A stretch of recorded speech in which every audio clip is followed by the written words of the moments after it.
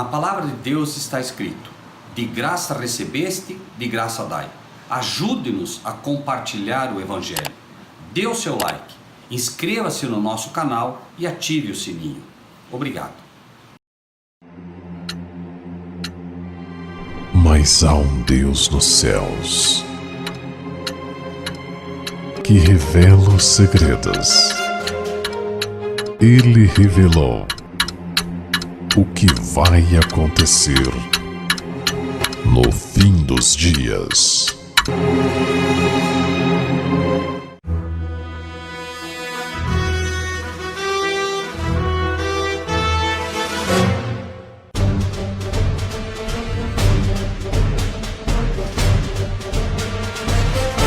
Um sábado abençoado na companhia do Senhor Jesus. É sempre muito bom rever os amigos, rever os irmãos, principalmente quando, com o passar do tempo e à medida que a gente vai se aproximando mais do tempo do fim, mesmo que a gente não sinta, nós sabemos que precisamos estar na companhia daqueles que realmente estão buscando servir ao Senhor. Somos protegidos assim também, uma vez que sabemos que a quantidade de anjos que estão presentes junto àqueles que servem a Deus sempre são bem maiores, e obviamente a segurança que o próprio Deus proporciona pela presença do seu Espírito, que também hoje é fundamental para a nossa vida no dia a dia. Eu não gosto de dar títulos aos sermões, mas se houvesse um título para esta pequena exposição hoje, acredito que seria erros de julgamento. E nós muitas vezes somos levados a, mesmo sem perceber, tomar imediatamente o julgamento quando vemos uma pessoa. Nós vemos uma pessoa e na mesma hora, no mesmo momento, começam a surgir algumas insinuações, algumas revelações e algumas opiniões formadas pela nossa cultura, formadas pelo inimigo que sugere coisas. Eu olho para uma pessoa e eu já fico imaginando, cada um com base na sua cultura, cada um com base no seu relacionamento, vai formar um pequeno julgamento em todos os aspectos, físico, espiritual e tudo mais. E eu gostaria nesta manhã, que nós pudéssemos meditar num caso que está relatado no capítulo 26 do livro de Mateus, e eu creio que é extremamente importante este assunto, porque ele não está apenas no livro de Mateus, mas ele está no livro de Marcos também, ele está no livro de João também, e ele está também brevemente relatado no livro de Lucas.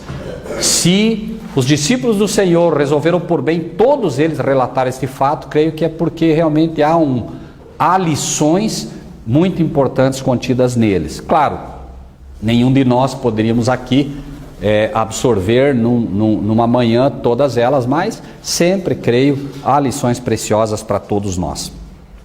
Leio aos irmãos então 26 de Mateus 6 até o 13.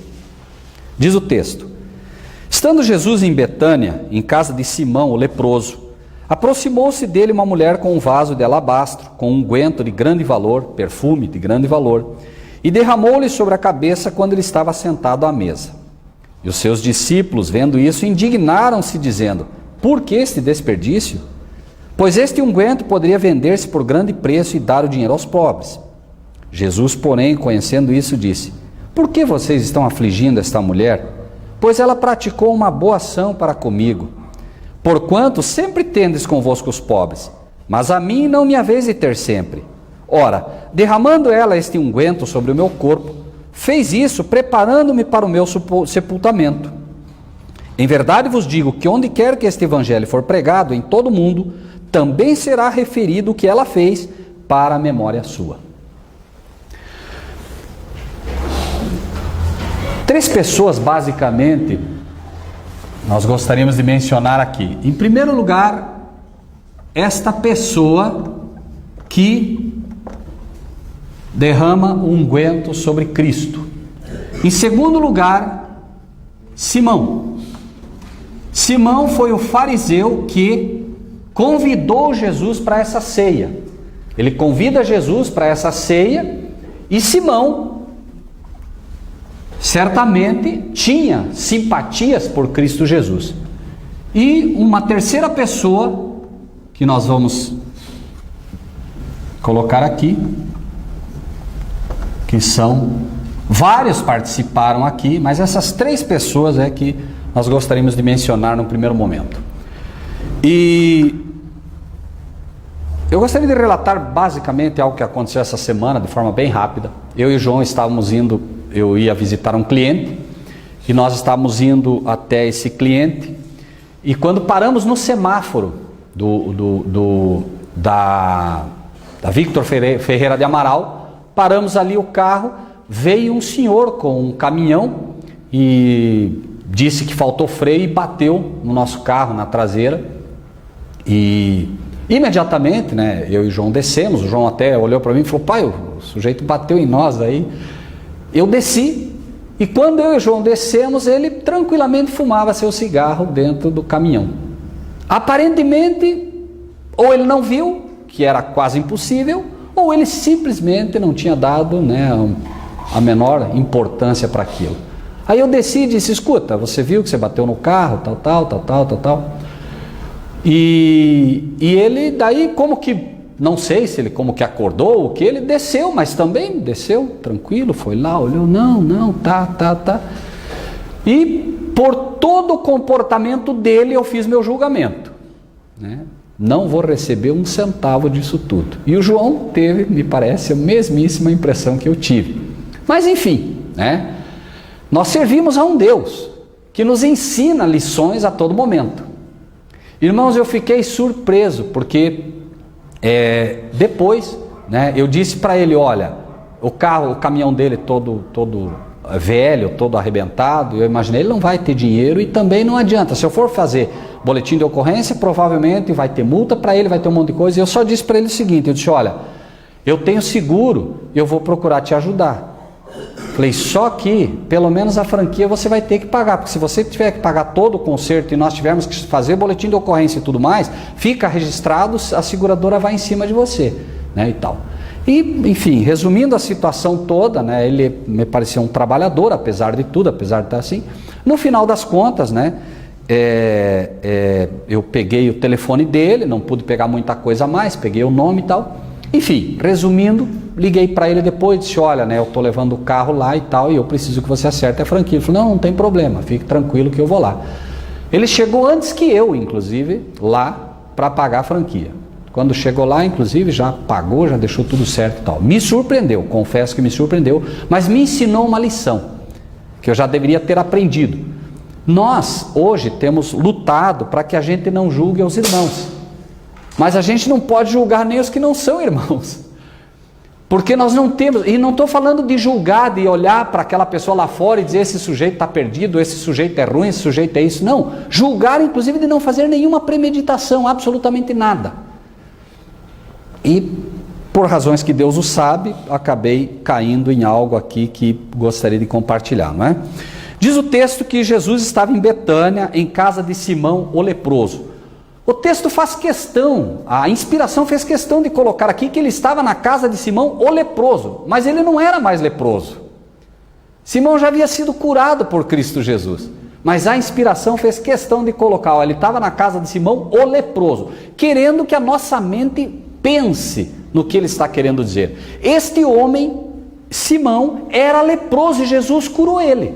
Simão, então, era uma pessoa que ele se considerava discípulo de Jesus, não como um dos apóstolos que seguiam Jesus por onde ia, mas Simão era um discípulo porque, embora fariseu, ele havia assumido publicamente Cristo Jesus. Agora, ele, embora fariseu, e a ter assumido publicamente que ele era discípulo de Jesus, ele não havia sido transformado. Ele via Jesus como um Messias, como um professor. Então, eu sigo a ele. Mas como um professor e não como Salvador. Como fariseu que era, ele não via que necessitava de um Salvador. mas ele era um discípulo porque ele realmente procurava e tinha Jesus como um verdadeiro mestre, até porque tinha sido curado. Então, Simão aqui é colocado como um discípulo, e é de fato, porque ele queria, como disse, servir a Cristo. Só que nós iniciamos esta pequena exposição vendo o seguinte: nós aqui teríamos Simão, discípulo, né? Alguém que professava a fé em Cristo, não tinha a realidade da fé, mas professava isso. Nós tínhamos Judas, que era esse sim um discípulo que seguia a Cristo e era considerado inclusive como um apóstolo. Era um discípulo que seguia de fato a Cristo e era considerado um apóstolo. E nós tínhamos Maria. Maria, para que os irmãos tenham uma ideia de quem é Maria na história, vamos para João. Há um detalhe que não está em Marcos e está em João. João 12.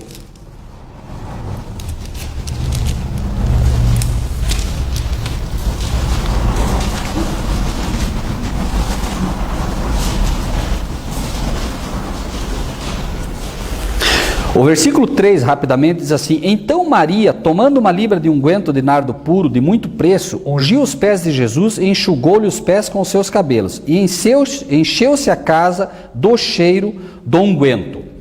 Quando você vê, por exemplo, o que Maria faz aqui, você se pergunta, por que ela fez isso? A resposta está, voltando um pouquinho, me perdoe, Lucas 7. Lucas, um detalhe que não aparece nos outros, Lucas 7, versículo 37. O que é que diz aí? Eis que uma mulher da cidade, uma pecadora, sabendo que ele estava à mesa em casa do fariseu, levou um vaso de alabastro com unguento. Maria, irmãos, alguém aqui não era pecador? Todos eram pecadores, mas a Bíblia faz questão de dizer que Maria era uma pecadora.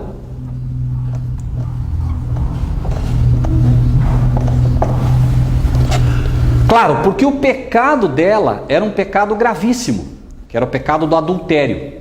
Também havia sido perdoada, mas aqui apresenta como pecadora, mostrando tanto no caso dela quanto no caso de Simão, que coloca como leproso, para mostrar a lição que Cristo vai deixar mais à frente. Agora, irmãos, de forma assim bem rápida e simples, aqui, se nós fôssemos fazer qualquer julgamento, como eles fizeram e como nós faríamos, era simples.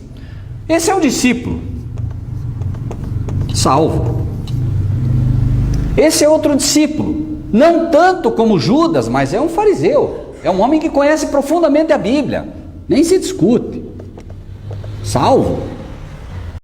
E se formos enumerar, esse aqui em primeiro lugar, porque ele anda com Cristo, por onde vai? Esse eu não tenho dúvida, esse, né? Em segundo lugar, Simão, que embora ele não tenha entendido ainda que Cristo é o Salvador, mas ele é um homem que estuda a Bíblia, está na igreja sempre, vai lá. Essa aqui eu não tenho dúvida, essa aqui ninguém precisa ter dúvida nenhuma, é uma pecadora, é uma adúltera, completamente perdida. Esse é o julgamento humano, né? E um julgamento que nós, se estivéssemos lá, faríamos. Nós não somos melhores do que aqueles que ali estavam, né? Agora diz o texto que, estando Jesus em Betânia, em casa de Simão leproso, aproximou-se dele uma mulher com um vaso de alabastro, com unguento de grande valor, e derramou sobre a cabeça quando ele estava sentado à mesa. Para aqueles que viram isso, uma mulher que chega, pecadora, uma adúltera, segundo a visão de todos que estavam ali, e derrama todo aquele perfume, por várias razões. Aquilo que foi feito ali era, aos que o viram, ridículo. Primeiro, pelo valor, era um valor altíssimo. Segundo, pelo ato em si. Você imagine você numa casa agora que você vai almoçar ou jantar, que aqui era uma ceia, era uma janta, e você vai na casa de alguém, existe alguém ali que, embora as pessoas se surpreendam com o seu comportamento, é considerado um ninguém. Jesus era visto inclusive pelos fariseus como uma pessoa, um malfeitor. Então está ali Jesus e alguém chega, uma mulher chega simplesmente e derrama uma quantidade grande de perfume, um perfume caro, sobre Jesus. E os que olharam aí, obviamente, diz o texto que estamos aqui, no versículo 8, os seus discípulos, vendo isso, se indignaram-se. Eles não acharam apenas absurdo o que foi feito, mas ficaram bravos, inclusive, com aquilo que foi feito. Indignaram-se, dizendo: por que este desperdício? Agora, irmãos,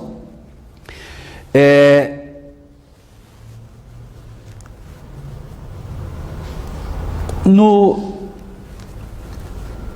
livro de João, no capítulo 12, vamos acompanhar quem iniciou esse problema.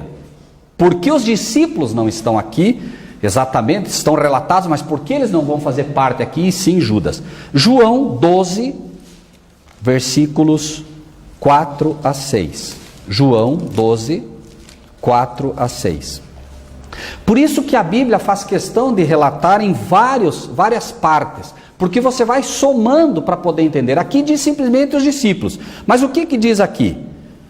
4 a 6. Então um dos seus discípulos, Judas, filho de Simão, o que havia de traí-lo, disse: por que não se vendeu este unguento por 300 dinheiros e não se deu aos pobres? Ora, ele disse isso não pelo cuidado que tivesse dos pobres, mas porque era ladrão e tinha a bolsa e tirava o que ali se lançava. Quem começou o problema então? Quem foi que fez o primeiro julgamento? Quem já julgou e já decretou a sentença?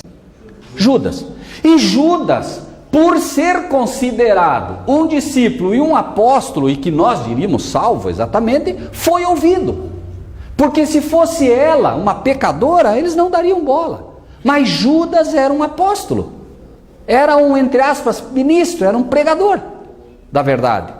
E quando ele diz, começa agora. João aqui se antecipa ao problema e Mateus simplesmente mostra a história um pouquinho à frente. Judas começa, murmura: olha, por que não se vendeu? Pô, Jeff, que negócio é esse? Como é que o cara vai fazer uma coisa dessa? Quem sabe até numa linguagem mais, pesada. E começa o cutucão e começa o murmúrio, e daqui a pouco eles estão levando isso para frente. E essa era a cena. Ela faz o que faz, inspirada por Deus. Jesus inclusive vai mostrar o que ela fez inspirada por Deus, e começa. Isso é uma lição para a gente, porque, irmãos, por vezes nossos irmãozinhos, ou nossas irmãzinhas, os novos na fé, podem fazer coisas que a nós, que imaginamos que sabemos muito, podem parecer absurdas. E nós vamos errar sempre quando julgarmos, sempre. Tome como exemplo uma pequena criança. Vocês já devem ter observado, com certeza. Coloque uma criança que ainda não aprendeu a colocar o sapato nos pés. Ela tem duas opções só, não tem? Colocar certo ou colocar errado. São duas opções. A chance dela acertar é de 50%, não é? E 50% de errar. Ela põe 5 vezes o sapato. Quantas vezes ela acerta? Quantas vezes ela acerta, gente? Não acerta. Você pode olhar, a criancinha está lá com o sapatinho virado. Pode olhar, a não ser que ele aprendeu. Se ele aprendeu é diferente. Agora, por ele. E por que isso acontece? Porque o inimigo sempre vai trabalhar com o erro. E nós nascemos com o erro no coração. Nós precisamos, inclusive, primeiro que Deus tire tudo que está errado para depois pôr o certo.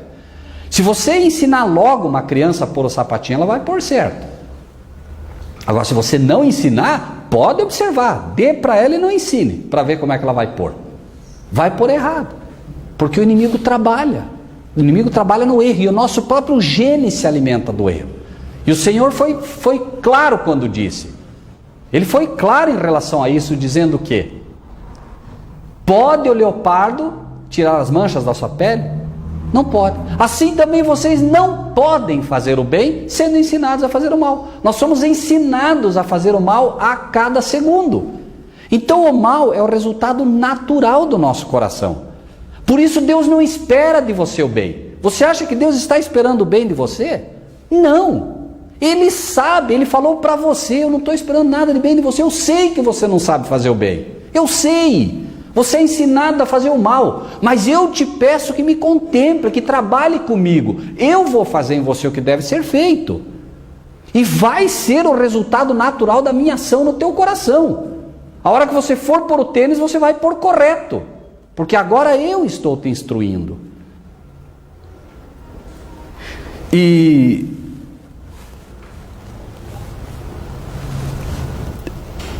os seus discípulos, vendo isso, indignaram-se então, dizendo: por que esse desperdício? Irmãos, eu queria que alguém lesse Romanos 9, versículo 27. Romanos 9, versículo 27.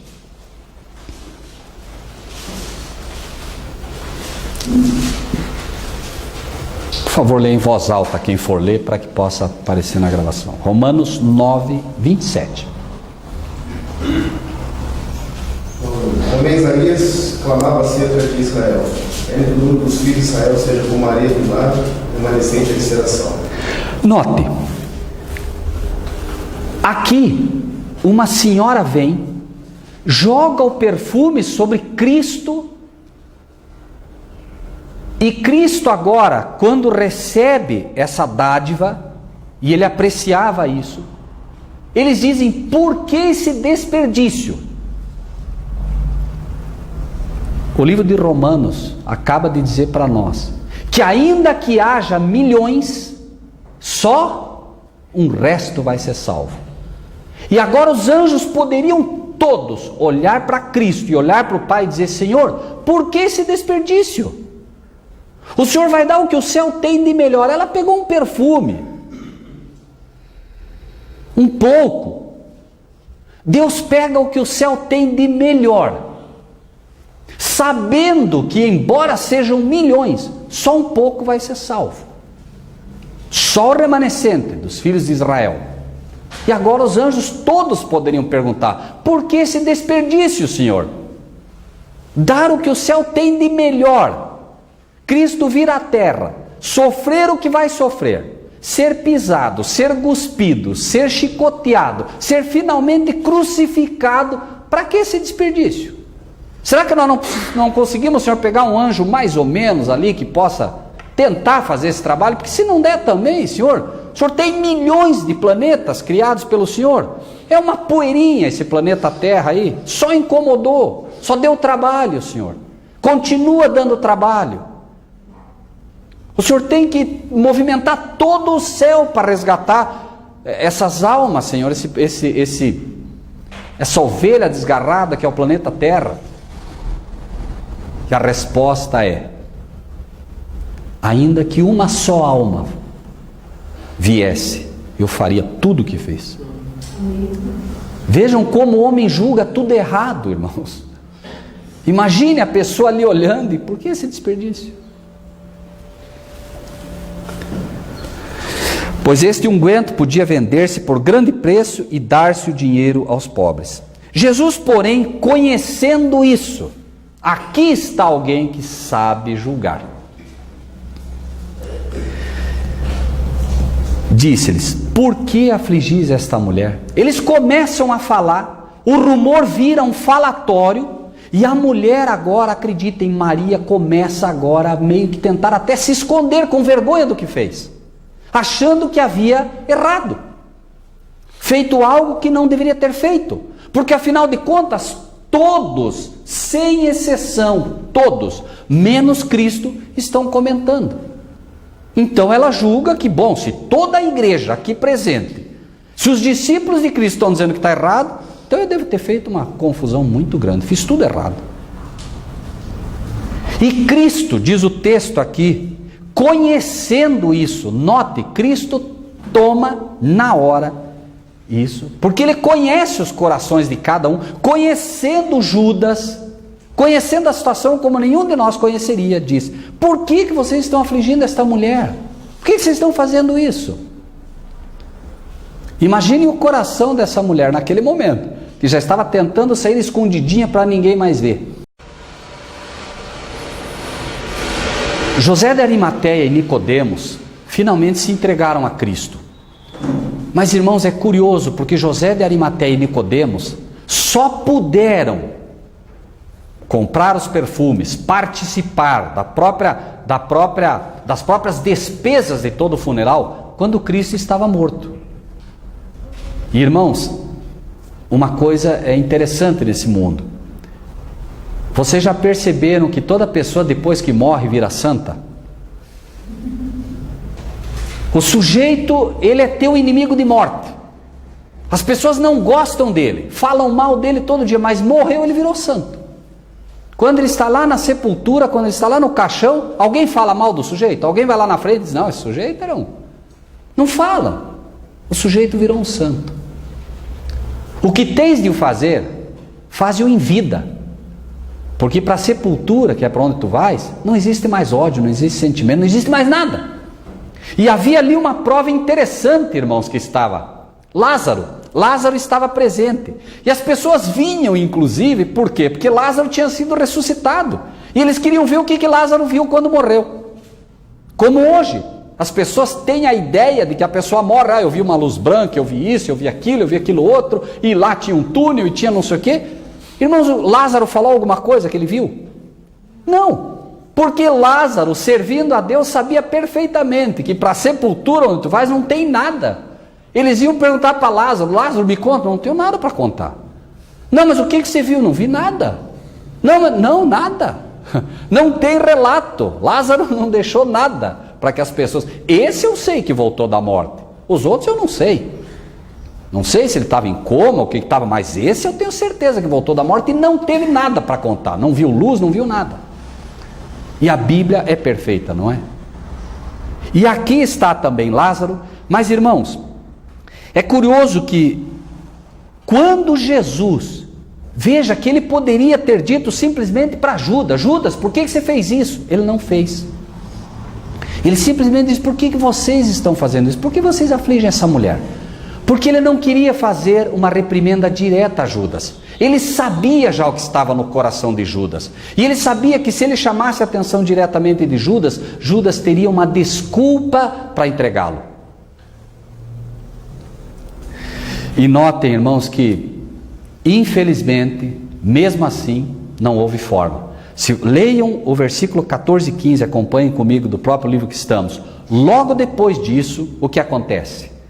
Então um dos 12, chamado Judas Iscariotes, foi ter com os príncipes dos sacerdotes e disse, que quereis me dar e eu vou-lo entregarei? E eles lhe pesaram 30 moedas de prata.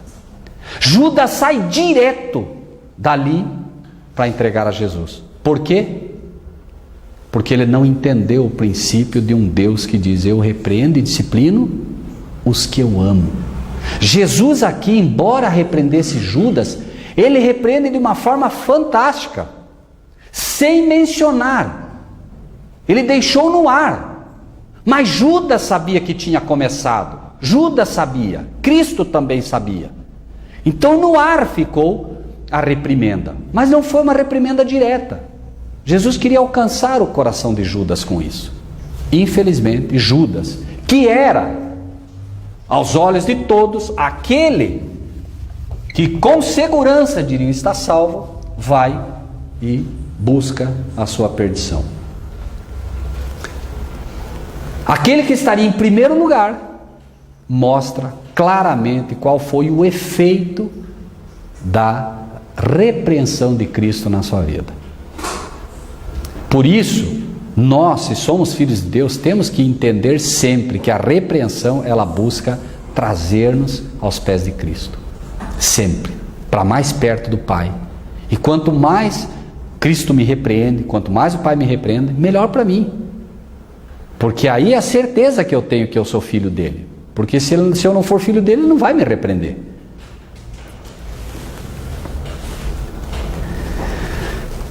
Porque sempre tendes convosco os pobres, mas a mim não me haveis de ter sempre. Jesus já estava tentando mostrar para eles que era uma questão de tempo agora.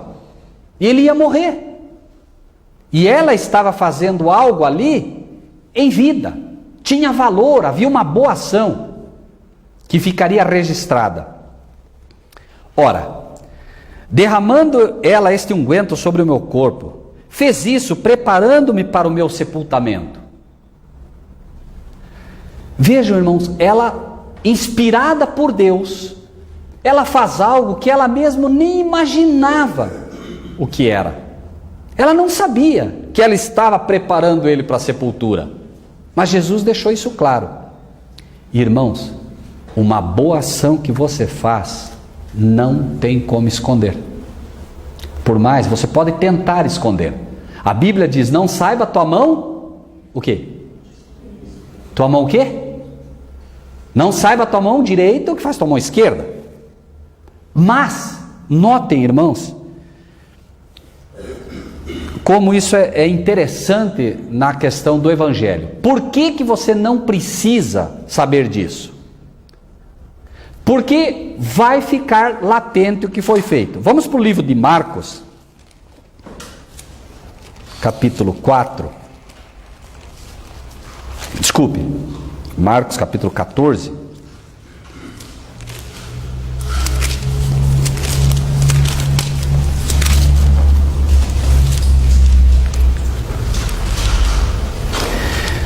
Diz assim: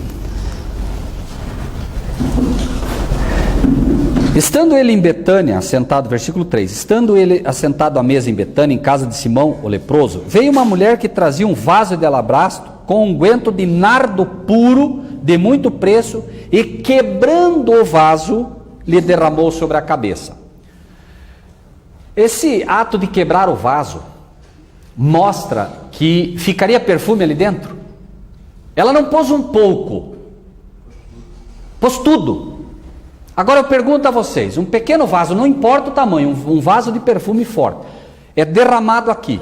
O que vai acontecer com essa sala? Com a sala o que acontece? Toda a sala vai ficar o quê? Perfumada. Tem como esconder? Não tem. Ela tentava esconder, mas não tinha como, né? No livro de João, um detalhezinho mais, no livro de João 12,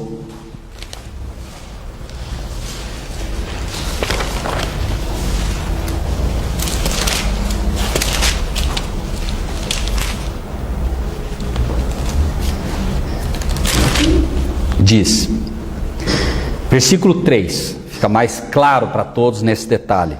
Então Maria, tomando uma libra de unguento de nardo puro de muito preço, ungiu os pés de Jesus, enxugou-lhe os pés com seus cabelos e, o que diz ali?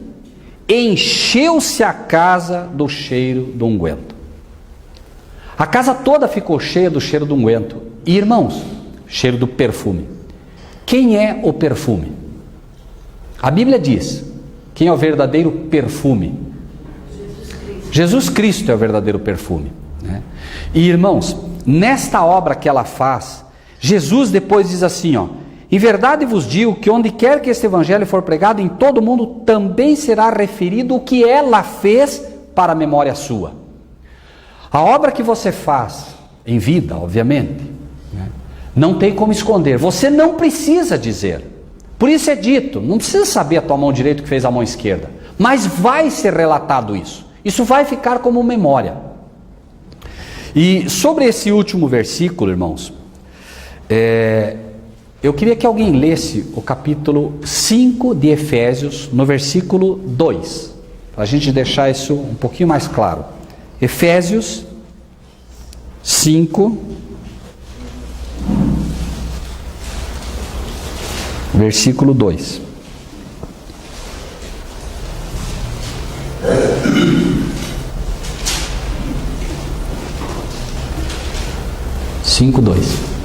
E andai em amor, assim como Cristo também nos amou e se entregou a si mesmo por nós, como oferta e sacrifício a Deus, em odor de suavidade.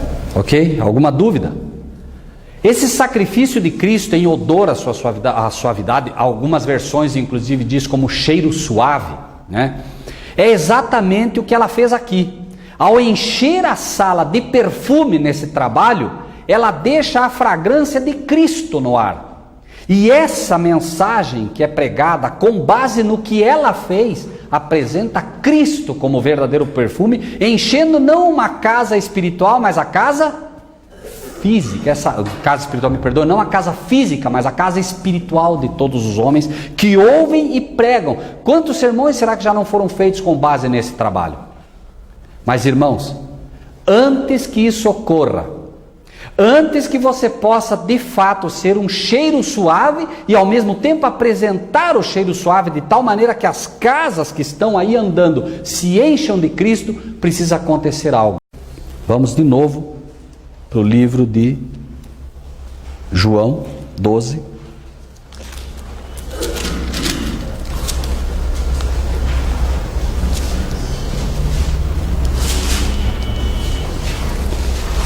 Versículo 3. Maria, tomando uma libra de unguento de nardo puro, e o que mais? Muito preço. A lição do jovem rico é simples. Ele tinha um testemunho que ele poderia ter dado. Mas o que acontecia? Ele tinha muitas posses. Aqui ela mostra o princípio da verdadeira entrega a Deus. Era puro, não há mistura no que se faz, eu me entrego completamente, eu não dou mais ou menos,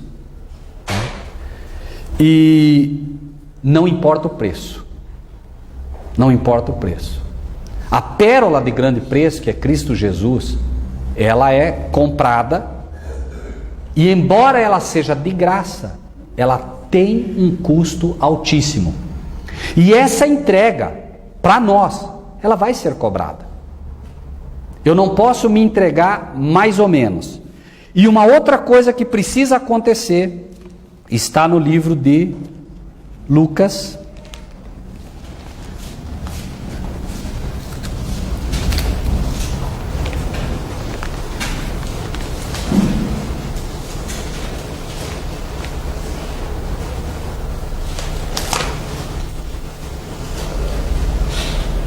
Desculpem, irmãos. Não, Marcos, me perdoem. Marcos 14. É que são vários detalhes, tá? Me perdoem. Mas só para... nós lemos Marcos, capítulo 14, versículo 3. Diz: estando ele em Betânia, sentado à mesa em casa de Simão, o leproso, veio uma mulher que trazia um vaso de alabastro, com um unguento de nardo puro, de muito preço, e quebrando o vaso. Esse quebrando o vaso tem a ver com o quê? Com o que os irmãos entendem que tem a ver esse quebrando o vaso?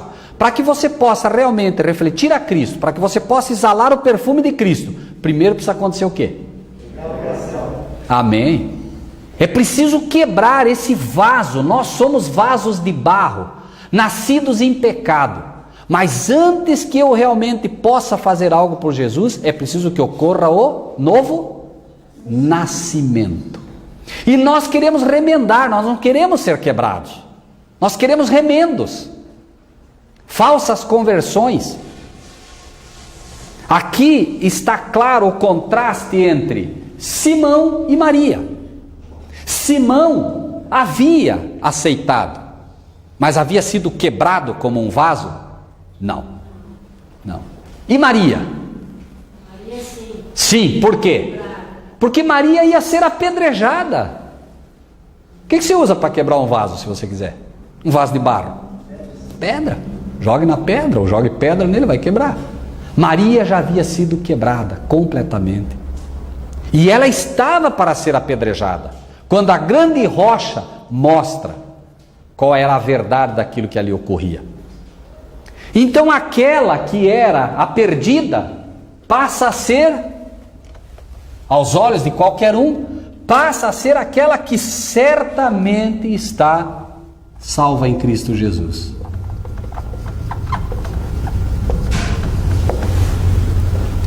E este?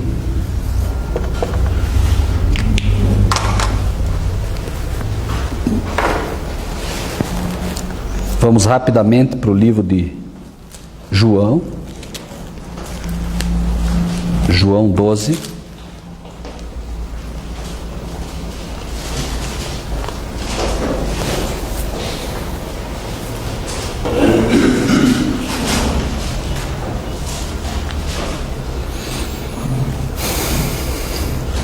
Versículo 9 e 10. Muita gente dos judeus soube que ele estava ali. Então havia muita gente. E foram não só por causa de Jesus, mas também para ver a Lázaro, a quem ele ressuscitara dos mortos. Por isso falei para vocês da questão de Lázaro. Eles queriam saber de Lázaro também, escuta Lázaro. Por isso que os fariseus depois decidiram matar Jesus, mas decidiram matar Lázaro também. Se nós matar Jesus, fica Lázaro como testemunho, não vai adiantar nada, nós temos que mandar matar Lázaro também. Notem onde o pecado vai.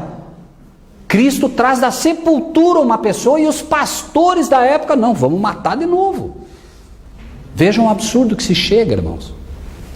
E os principais dos sacerdotes tomaram deliberação para matar também a Lázaro. Os principais dos sacerdotes estavam já com essa ideia no coração. Agora voltem para o livro de Marcos.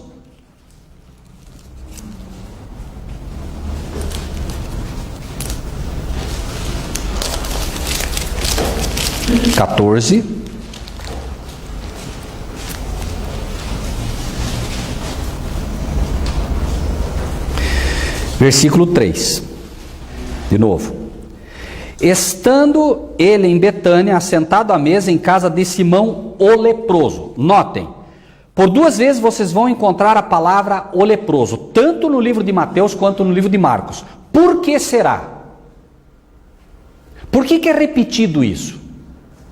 Há uma lição que Deus quer trazer também em relação a Simão, que está de uma forma mais forte no livro de Lucas, capítulo 7. E com isso encerramos. Lucas 7.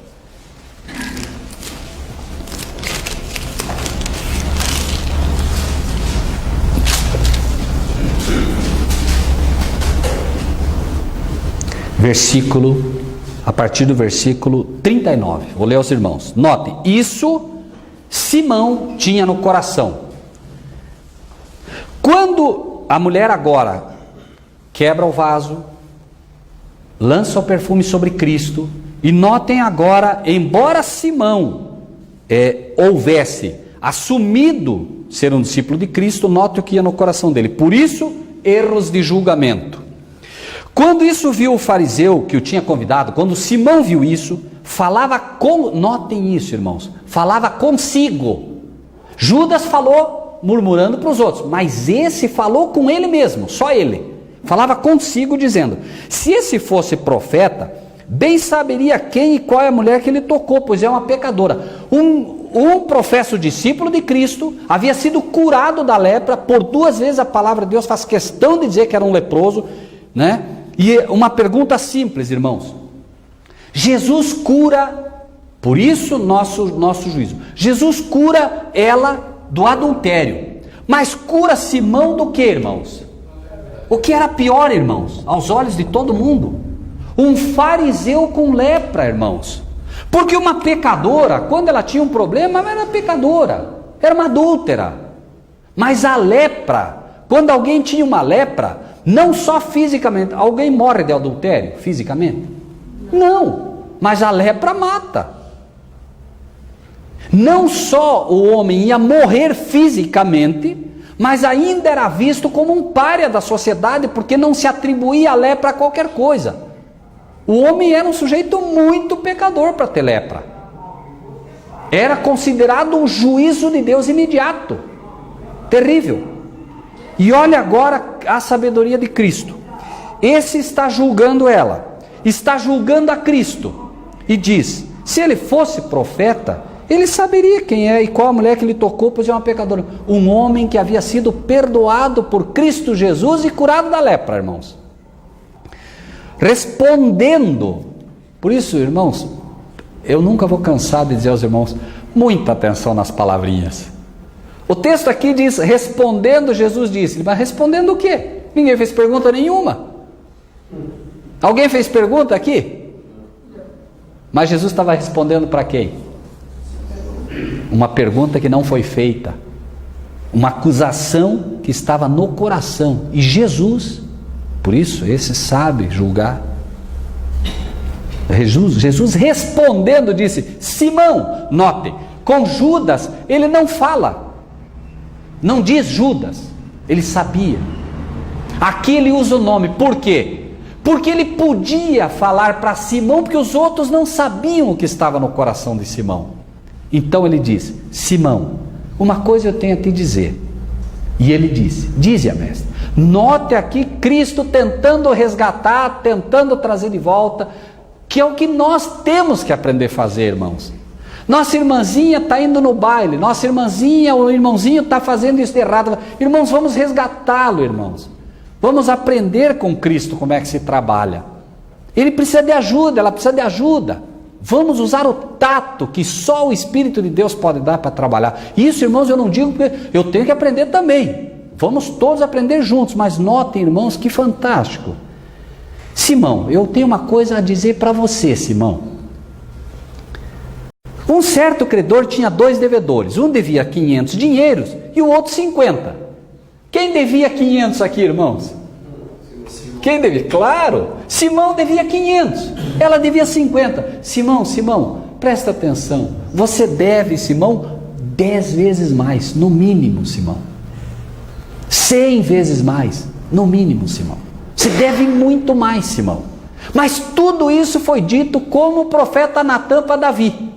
Uma espécie de parábola, onde ele podia entender, sem que ele se sentisse acusado por Cristo, porque ele não gostaria de uma repreensão pública. E não tendo eles com que pagar, nenhum dos dois pode pagar. A dívida que ele tinha com Cristo não podia ser paga, e nem ela, não se pode pagar. A salvação, porque a libertação ali não era da lepra. Fisicamente não era o grande problema, a libertação espiritual que é a mais importante e é que nós buscamos. E não tendo eles com que pagar, perdoou-lhe a ambos. Dize, Simão, qual deles vai amar mais? Simão, quem é que deve me amar mais? Você ou ela? Quem deve me amar mais, Simão? Era isso que estava nas entrelinhas. E Simão agora, Senhor, tenho para mim, Senhor, até com medo que isso ficasse público, né? Tenho para mim, Senhor, porque era um fariseu, era um homem que devia conhecer isso tudo. Tenho para mim, Senhor, que aquela é aquele a quem mais perdoou. E Jesus agora conquista o coração dele. Julgaste bem. Jesus fez ele ver que a sentença ele mesmo ia proferir, não Cristo. Ele próprio, Simão, ia colocar a sentença para ele mesmo, como Davi fez. Ele disse: julgaste bem, mas Simão na hora já sabia qual era a sentença. Esse sou eu, não é, Senhor? Não é? Ele sabia. Voltando-se para a mulher, disse a Simão: vês tu esta mulher? Entrei em tua casa e não me deste água para os pés, mas esta regou-me os pés com lágrimas e me enxugou com seus cabelos. Não me deste ósculo, mas esta, desde que entrou, não tem cessado de me beijar os pés. Cristo, irmãos, amava o lar de Lázaro. Cristo quer amar os nossos lares. E acredite, cada ato que se faz é sentido por Ele. Mas como é sentido por Ele? Quando fizeste a um desses pequeninos, a mim o fizestes. Não são os grandes atos daquilo que eu deixo de fazer, mas sim o que eu faço. Ah, eu não como mais isso, eu não como mais aquilo, eu não faço mais isso, eu não faço mais aquilo. Não, mas não é o que você deixou de fazer, é o que você tem feito como pequenos atos. Por isso te digo que os seus muitos pecados lhe são perdoados, porque muito amou. Mas aquele a quem pouco é perdoado, pouco ama. Como entender isso? Claro, aquele que não sente o perdão, pouco ama. Simão amava pouco, porque não dava valor ao perdão que lhe foi dado. Mas ela sim. Ele, como leproso, não estava dando valor a tudo que foi feito por ele, a dívida que foi quitada no lugar dele. Ele tinha que morrer. A lepra era o símbolo do câncer do pecado na vida dele e da perdição que certamente viria. E Jesus então deixa claro e disse a ela: os teus pecados te são perdoados. Imagine você ouvir da voz de Cristo isso. Imagine você ouvindo hoje de Cristo: teus pecados te são perdoados. Não há mais como ter dúvida. Voltando para Mateus, e aí encerramos.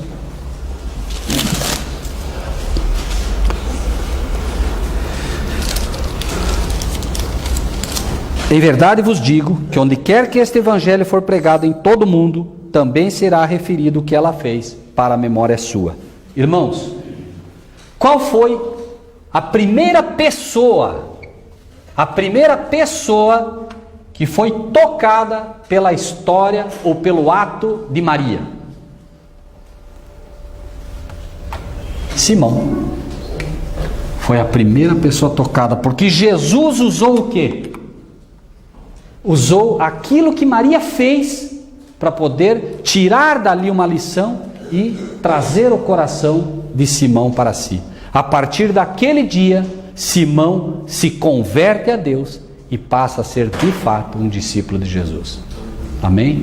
E essa história, este perfume, irmãos, ele tem se espalhado. E se nós pudermos contemplar aqui a lição, claro, são muitas, mas a lição básica de como resgatar uma alma e de como Cristo vai insistir o tempo todo, trazendo as pessoas com amor, penso que já terá valido a pena, pelo menos essa pequena explanação. Que Deus nos abençoe grandemente, irmãos, para que nós possamos entender que este perfume de Cristo, ele deve não encher apenas esta igreja, não encher apenas as nossas casas, mas ele deve encher o nosso coração. E nós entendermos, irmãos, que por vezes um grande ato, mal entendido, mal interpretado, é aquele que vai ser usado por Cristo. E isso vai acontecer um dia quando nós estivermos no céu. Não se surpreendam, é fato. Os anjos vão perguntar para a irmã Lúcia, vão perguntar para a irmãzinha, vão perguntar para o irmão, vão querer saber da história nossa aqui. Mas eles já conhecem, mas eles querem ouvir de novo. E será contada histórias que nós vivemos e que participamos que nós nem tivemos ideia de coisas que foram feitas. Pessoas que estarão no céu, que foram vitimadas, entre aspas, pelo perfume que um dia exalamos, porque estávamos conectados a Cristo Jesus.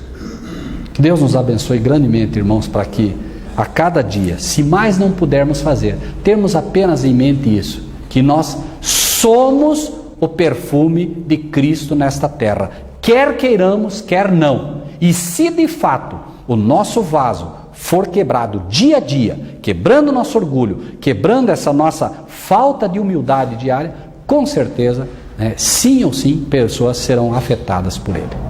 Amém? Vamos orar? Bondoso Deus e Pai, agradecemos ao Senhor imensamente por Tua providência, por Teu amor. Te pedimos que o Senhor grave em nossos corações a Tua palavra. Te pedimos, Senhor, que ao sairmos daqui, não nos esqueçamos em nenhum momento, Senhor, que Teu Espírito possa trabalhar constantemente em nossos corações, para que não nos esqueçamos de nossa missão, para que não nos esqueçamos que de fato devemos ser vasos de honra em Tua mão, exalando o perfume de Cristo à cidade de Curitiba, a este estado, ao Brasil e ao mundo, Senhor. Possa o Senhor ser honrado em nossos lares, assim como o Senhor era honrado no lar de Lázaro, a quem o Senhor amava profundamente, e as irmãs, e que o nosso lar de fato seja um local onde o Senhor gosta de ficar, que Teus anjos gostem de ficar, e que ali, Senhor, também o perfume Seu possa ser sentido. Toma-nos em Tuas mãos, dá-nos, Senhor, um restante de sábado cheio da Tua presença, e que todos nós possamos, Senhor, estar também com o coração voltado ao nosso amado irmão Ricardo, que neste dia, Senhor, sofre, que ele possa ser consolado por Ti, sabendo, Senhor, que no final, ainda que não entendamos, todas as coisas colaboram para o bem daqueles que Te amam. Toma-nos em Tuas mãos, nós Te pedimos e agradecemos por Jesus nosso Salvador. Amém.